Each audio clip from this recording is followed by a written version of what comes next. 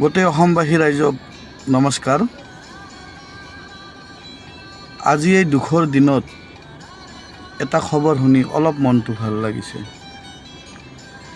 আজি জুবিনৰ শেষ যাত্ৰাত যিটো সমদল ওলাইছে, যিটো লোকাৰণ্য হৈছে, এইটো জানিব পৰা মতে পৃথিৱীৰ সৰ্ববৃহৎ চতুৰ্থ সমদল হৈছে।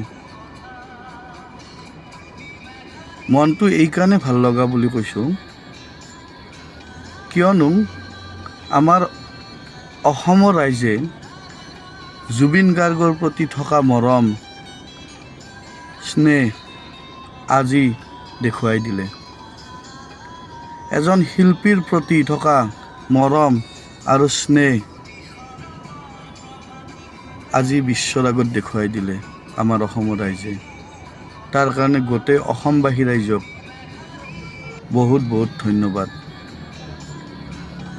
এজন শিল্পীৰ প্ৰতি কিমান মৰম থাকিলে এনেকৈ গোটেই ৰাইজ ওলাই আহিব পাৰে, আপোনালোকে ভাবকচোন। অসমৰ ৰাইজৰ মাজত জুবিন কেতিয়াও মৰি নাযায়।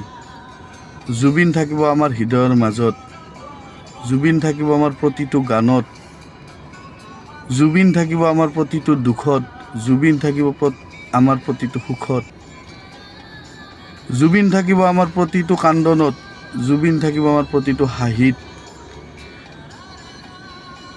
জুবিন থাকিব আমাৰ প্ৰতিটো লহৰত, আৰু জুবিন থাকিব আমাৰ প্ৰতিটো শোকত। গতিকে গোটেই অসমবাসী ৰাইজক মই বহুত বহুত কৃতজ্ঞতা জ্ঞাপন কৰিছোঁ।